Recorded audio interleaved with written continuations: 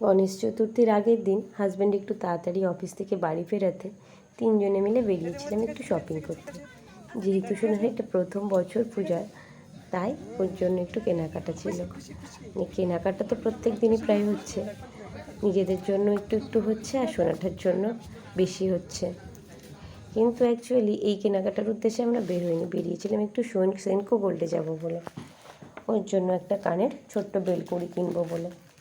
কিন্তু সেদিন সেনকোতে বেলকুড়িটা ছিল না, অ্যাভেলেবেল ছিল না, তো ওরা বললো যে কিছুদিন পরে অ্যাভেলেবেল হলে ওরা ফোন করে বলে দেবে। কিন্তু খালি হাতে আর ফিরতে ইচ্ছে করলো না, তাই লক্ষ্মী গণেশকে সাথে নিয়ে বাড়ি ফিরলাম। গণেশ চতুর্থীর দিন গণেশকে প্রতিষ্ঠা করার খুব ইচ্ছা ছিল, কিন্তু ওর বাবার অফিস ছুটিটা পায়নি ওই দিন।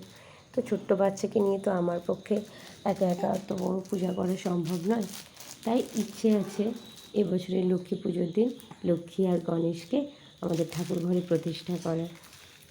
আপনাদের সবার নিমন্ত্রণ রইল অ্যাডভান্স। Thank you.